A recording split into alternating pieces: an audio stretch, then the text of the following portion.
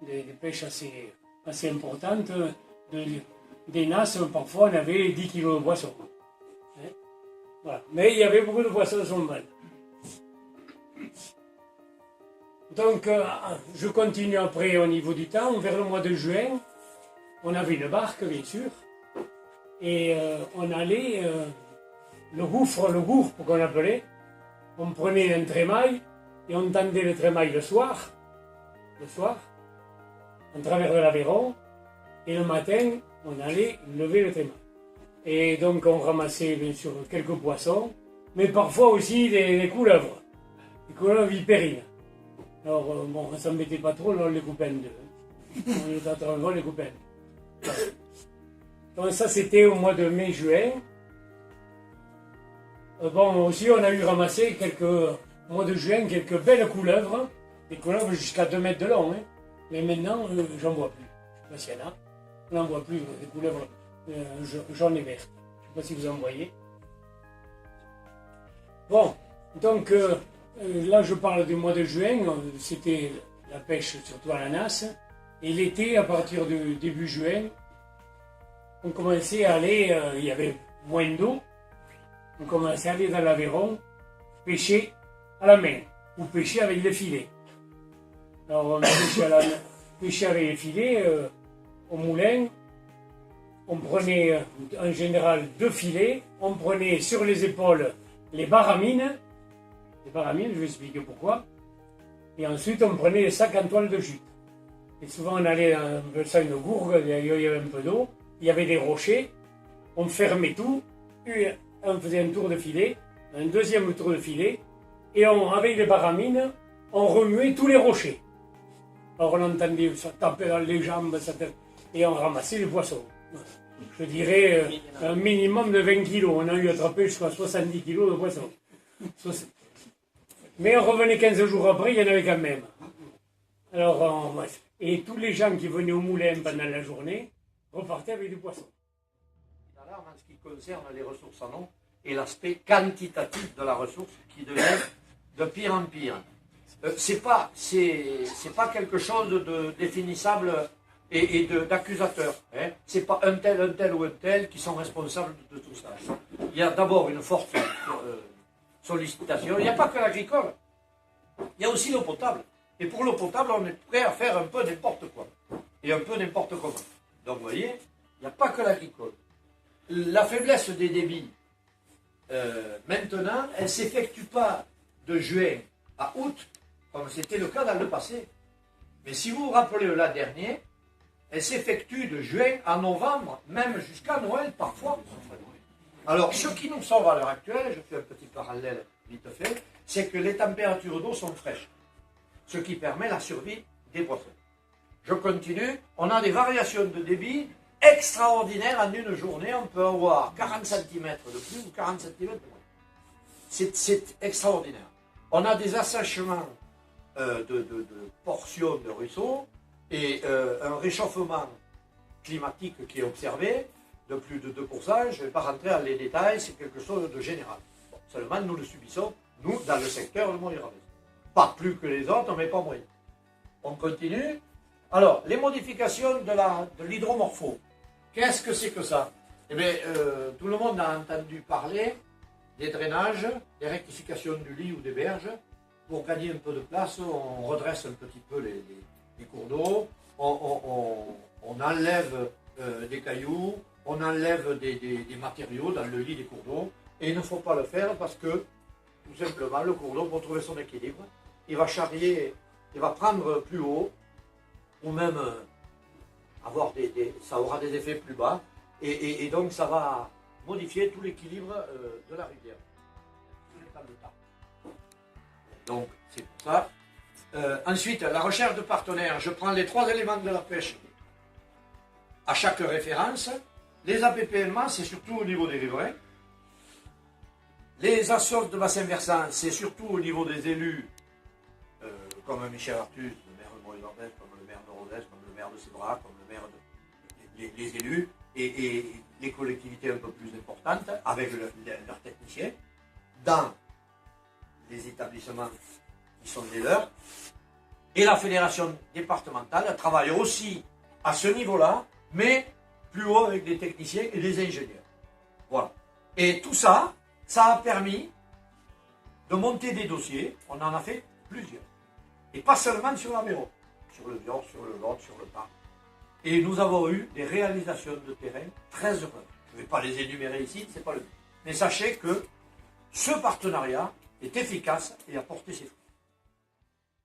Et on va développer différentes actions, à la fois de sensibilisation, d'information, un conseil d'administration composé non pas d'autant de communes, non pas de 100 membres, mais d'une vingtaine, mais quoi qu'il en soit, tous les plans pluriannuels de gestion sont bien voulus par les communes, remontent à l'échelle du conseil d'administration, enfin, du bureau, et ensuite du conseil syndical, sont validés, et la quote-part, j'allais dire, financière, que ce soit pour la part de fonctionnement ou la part investissement, est bien validée par chaque conseil municipal.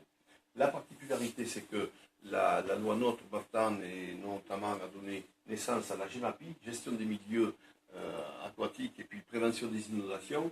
Cette loi a été avant tout voulue, imaginée, vous l'avez peut-être vu, c'est dans la presse, pour des problèmes d'inondation.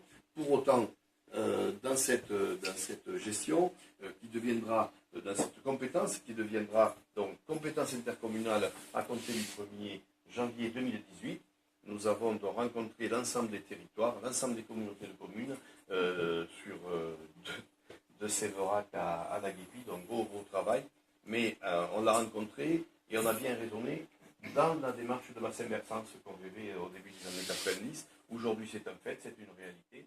Donc, c'est bien à ce prix-là qu'on avance, et vous allez voir comment, par exemple, Florine nous en parlera, comment mon école de mon cours d'eau, une quarantaine d'opérations qui a été menée cette année, lancée chez vous, Catherine Muraté, donc à Damasio-l'Évêque, comment ces actions-là ont un gros travail de sensibilisation et comment ce travail-là porte ses fruits. D'abord, le projet de contrat de rivière, ça concerne le bassin versant Aveyron-Amont. Donc le bassin versant Aveyron-Amont, c'est quand il pleut, l'eau de ruissellement qui va former des rivières, des ruisseaux, la rivière Aveyron, et qui vont s'écouler jusqu'à arriver à la confluence entre l'Aveyron et le Vior à la Guépie. Donc le bassin versant Aveyron-Amont, c'est l'ensemble de ces cours d'eau qui vont se jeter dans la rivière Aveyron jusqu'au Vior à la Guépie. C'est un petit peu le principe des poupées russes, c'est-à-dire qu'on est dans le grand bassin versant de la Garonne, puis dans le sous-bassin versant du Tarn, de l'Aveyron, et nous on est sur l'Aveyron-Amont, depuis les sources de l'Aveyron à Sévrac-le-Château jusqu'à sa confluence avec le Vior à la Guépie. Ici vous avez en dessous la carte qui reprend un petit peu les principales villes du bassin versant Aveyron-Amont. Donc on a aussi bien Séverac-le-Château, les Sacs, Rodez.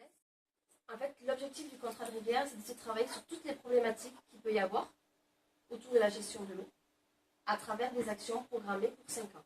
Là, l'objectif, c'est un programme d'action 2018-2022.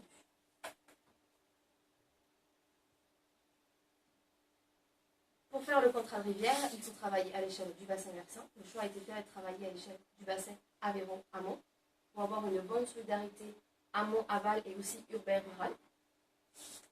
C'est une initiative locale et volontaire, portée par les élus et bien sûr aussi par les riverains. C'est une démarche concertée entre tous les partenaires qui vont des chambres consulaires, agricoles, artisanat, industrie, qui vont aux associations, qui vont aussi bien aux pêcheurs, aussi bien aux acteurs du tourisme, à l'assainissement, etc., etc.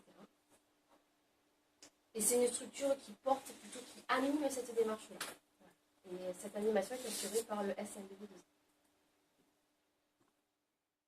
On va travailler à la fois sur les activités agricoles, les activités industrielles et artisanales, les activités sylvicoles, tout ce qui est l'exploitation forestière. On a aussi travaillé sur tout ce qui est l'eau potable, tout ce qui est l'assainissement et surtout ce qui est aussi le tourisme et les loisirs liés à l'eau. L'état des lieux qui a été partagé entre tous les acteurs du territoire, on a défini les priorités, un petit peu les grands enjeux et objectifs qu'on devait atteindre. Donc, par exemple, en fait, ça, vous voyez ici, c'est l'ensemble des orientations qui se déclinent en 20 objectifs et en à peu près 100 actions.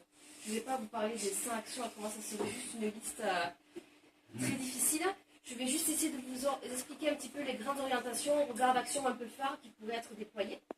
Alors, par exemple, la première orientation, avoir une eau de qualité compatible pour tous les usages de l'AEP.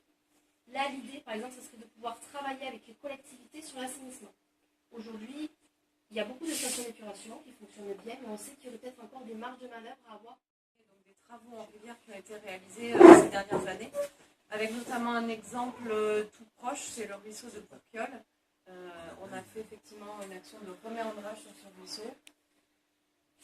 Ensuite, mais je m'y attarderai pas trop, c'est une renaturation de l'Assou à la Rouquette, où là il y avait 2 volets, il y avait une restauration et mise en valeur d'une zone humide et aussi des travaux sur le cours d'eau, une diversification des écoulements et une restauration de la continuité écologique.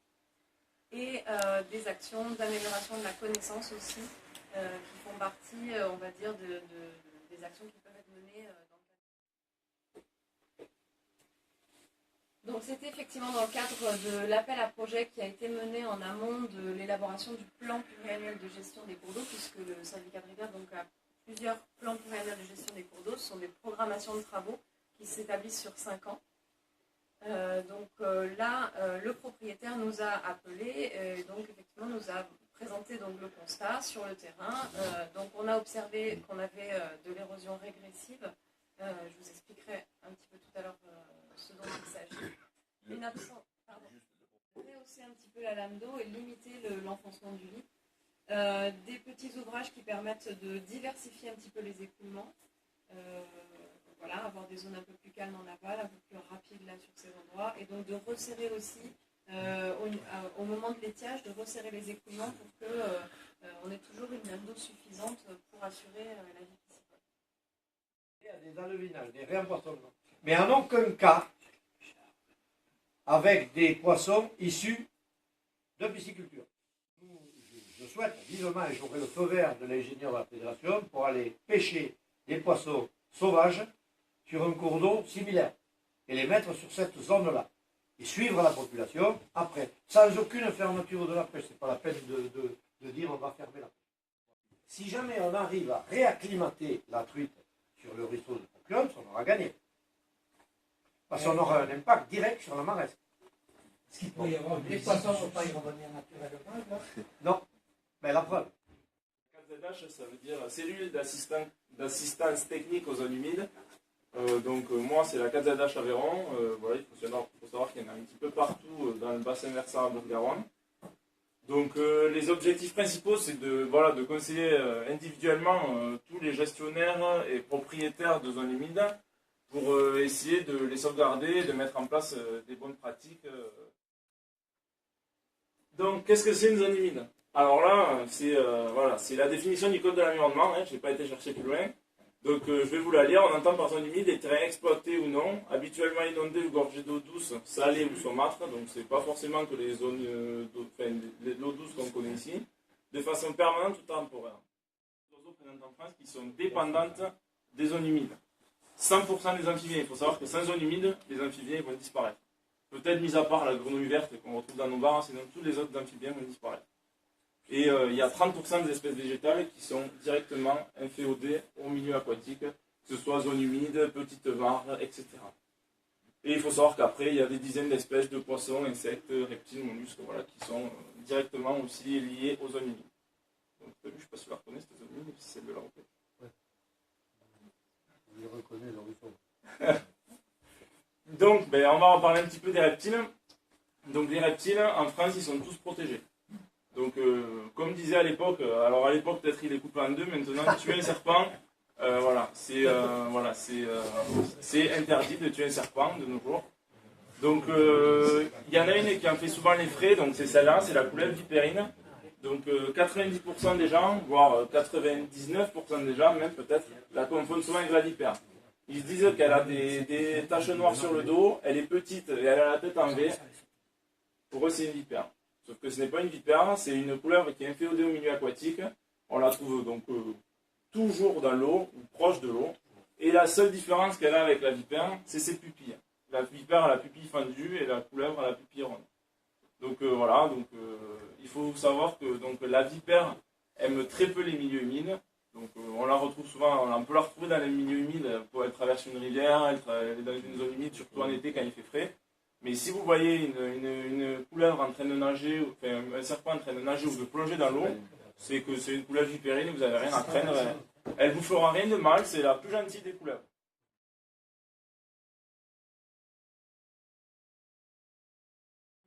Donc, qui fait partie de la directive Habitat Faune-Flore, donc directive européenne, qu'on retrouve notamment dans tous les petits fossés qui peuvent traverser les zones humides, et que voilà, on a pu voir sur certaines communes du bassin versant, et notamment donc, sur le pourtour de Rodez, à Rignac, à Privezac et à la Rouquette. Il a pu être observé. Ensuite, donc un papillon, donc lui qui n'est pas très très rare, mais qui est très inféodé au milieu aquatique, donc c'est l'aurore. Donc comme son nom l'indique en latin, donc Anthocaris cardamines, donc qui est un insecte un papillon qui peut vivre que pendant la floraison d'une certaine espèce, donc la cardamine, comme en photo là, donc c'est la petite fleur rose qu'on retrouve dans les zones humides qu'au printemps. Donc c'est une plante qui fleurit, disons, avril-mai, et après qui disparaît. Donc c'est un papillon qui peut vivre que 2 mois dans l'année, enfin, qui a 2 mois dans l'année pour vivre et se reproduire avant de disparaître de nouveau et qui est Il y a des intervenants qui sont surtout des passionnants et passionnés, comme quoi on peut faire des métiers passionnants. Et quand on est président de gens passionnés comme ça, bien, on se prend tous les jours et c'est extrêmement intéressant. On ne va pas se quitter comme ça, on va partager le verre de l'amitié, quand même, c'est important. Merci. Voilà.